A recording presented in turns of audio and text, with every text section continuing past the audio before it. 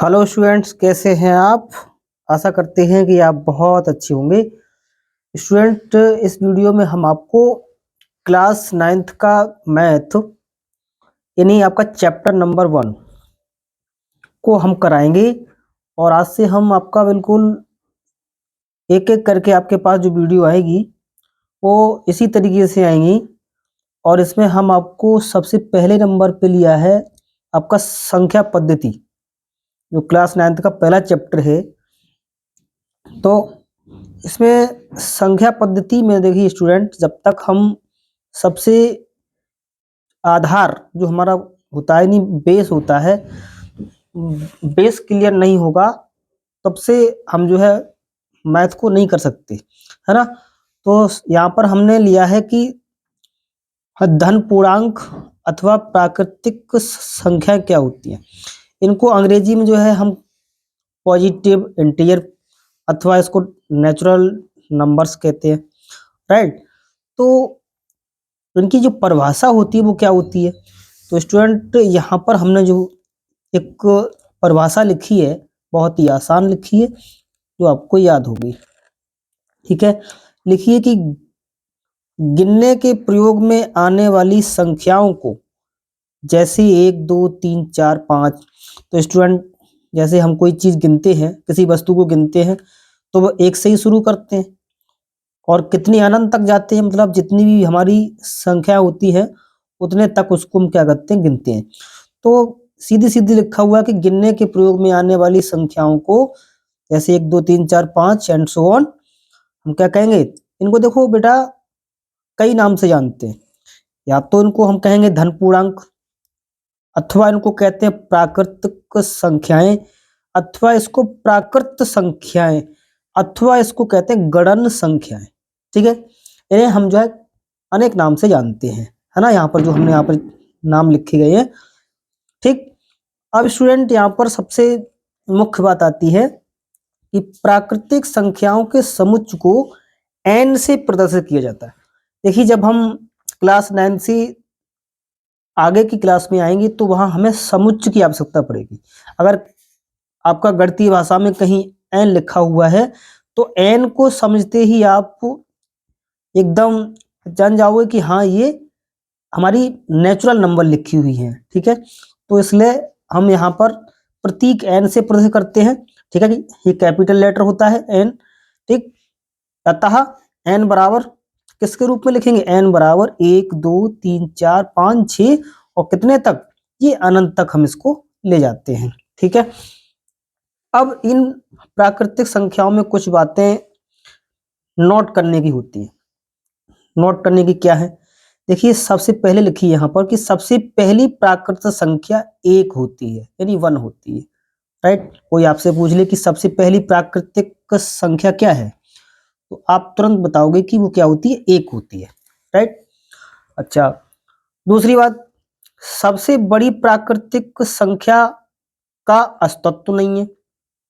अस्तित्व का मतलब है कि आपसे कोई यूं पूछे कि सबसे बड़ी संख्या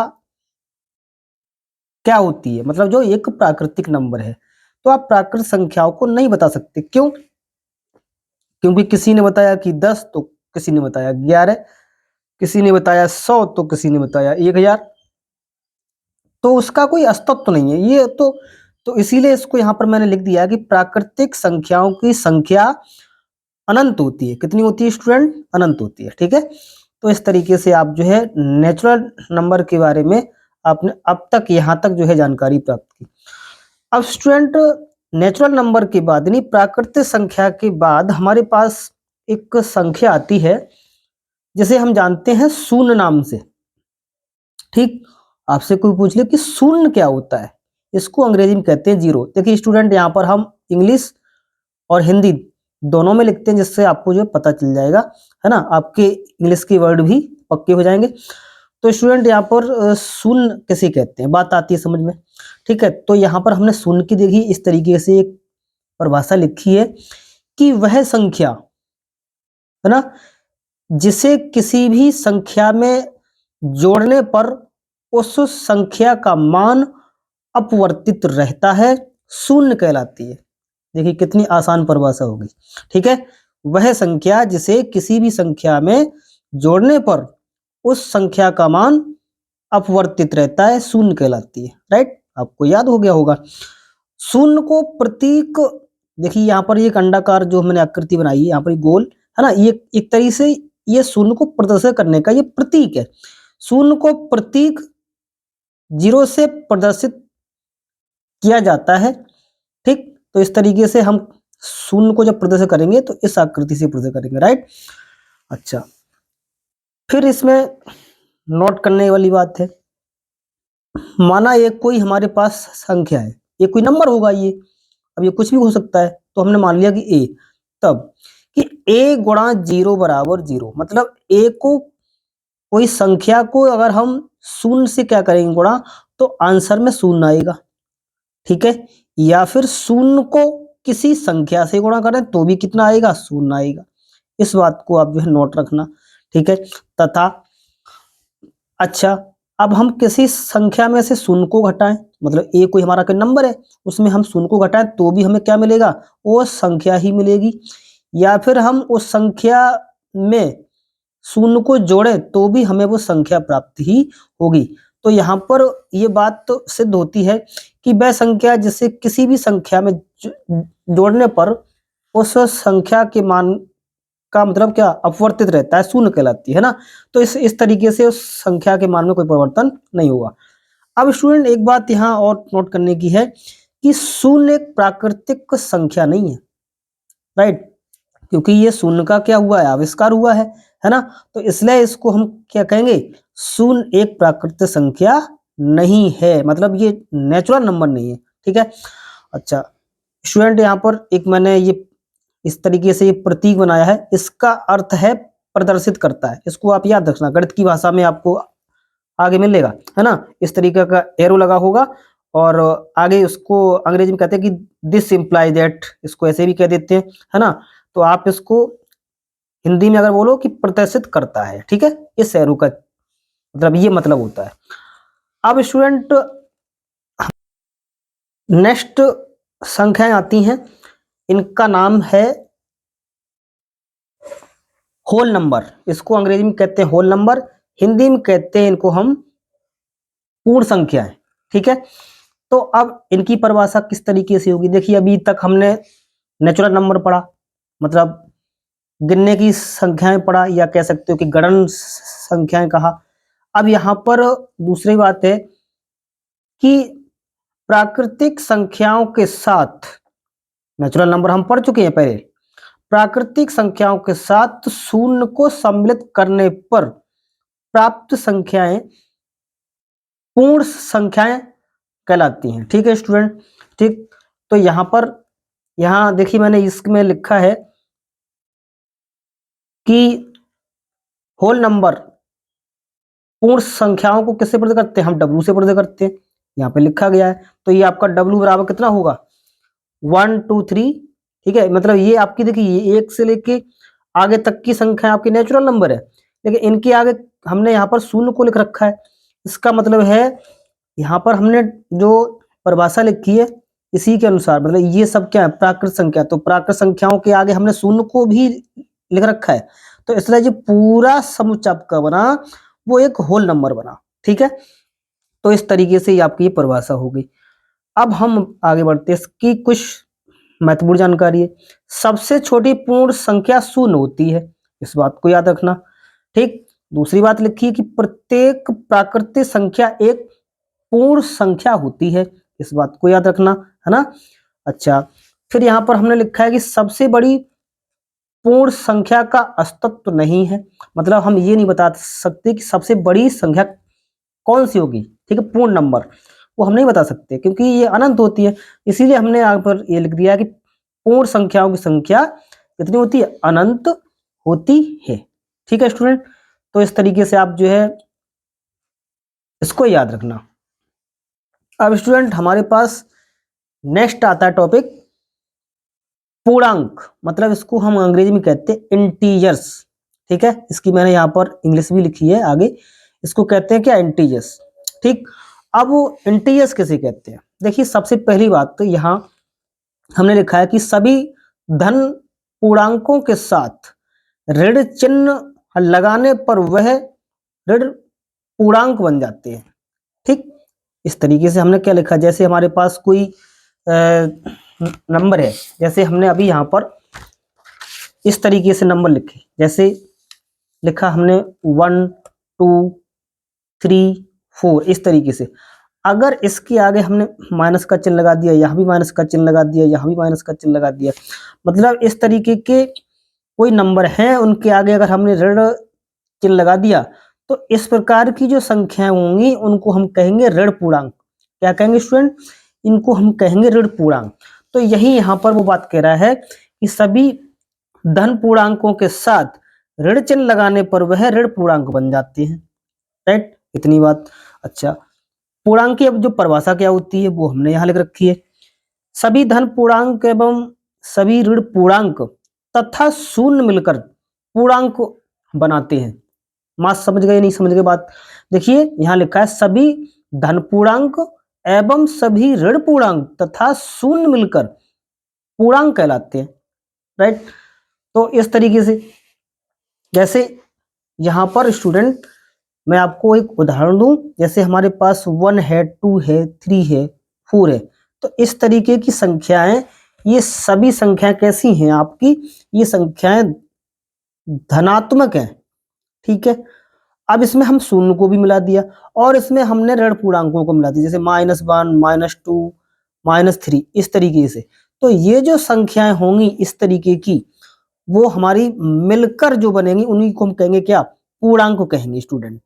राइट, तो इस तरीके से यहाँ जो हमने यहाँ पर लिखा है परिभाषा में कि सभी धन पूर्णांक एवं सभी ऋण पूर्णांक तथा शून्य मिलकर पूर्णांक होते हैं। ठीक है, अच्छा अब स्टूडेंट यहाँ पर पूर्णांकों को इंडिकेट करने के लिए किस अक्षर का प्रयोग किया जाता है? तो यहाँ पर हमने लिख रखा है पूर्णांकों के समुच्चय को आई तथा यहाँ पर अथवा कर लेना, अथवा जेड से प्रदर्शित किया जाता है। या तो हम आई से प्रदर्शित कर सकते हैं या फिर उसको जेड से प्रदर्शित किया जाता है, तो ये एक ही बात है। ठीक है, अब इसको हम देखो किस रूप में कैसे दें। देखो आई, इसको भी आई भी ले सकते हैं अथवा इसको जेड ले सकते हैं।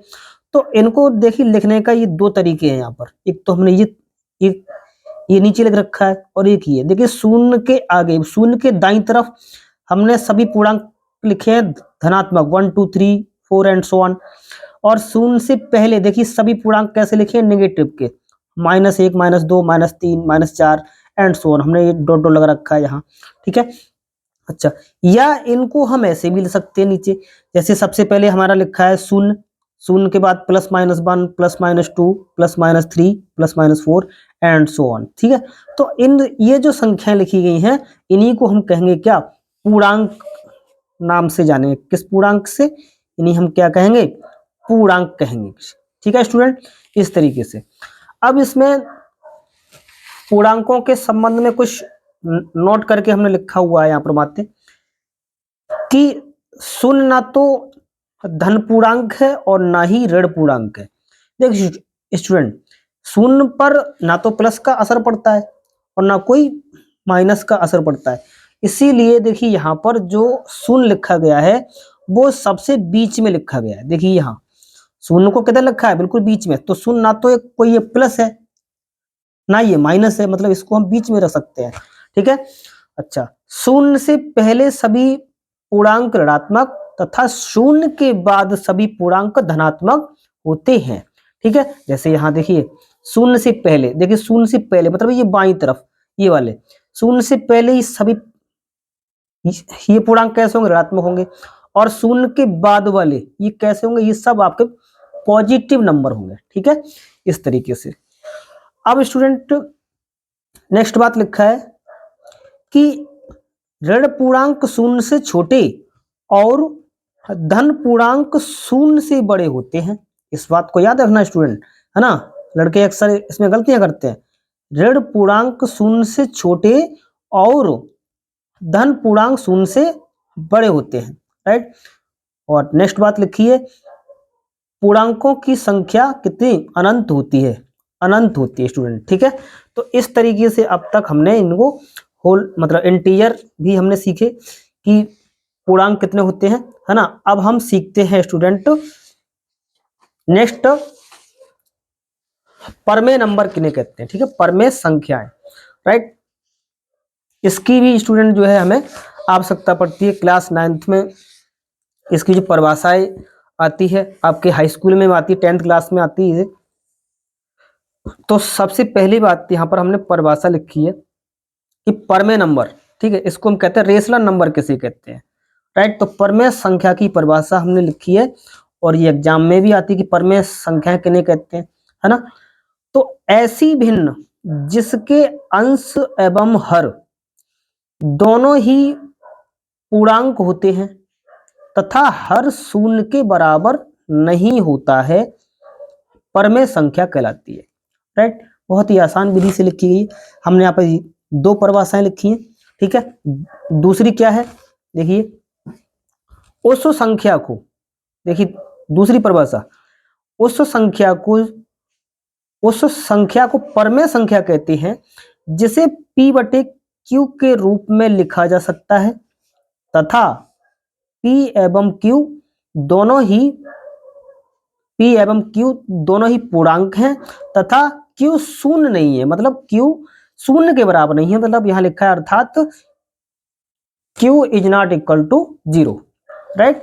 अच्छा, अब इसको हम किससे प्रदर्शित करते हैं, देखिए यहाँ पर इसको प्रदर्शित करने का तरीका क्या है।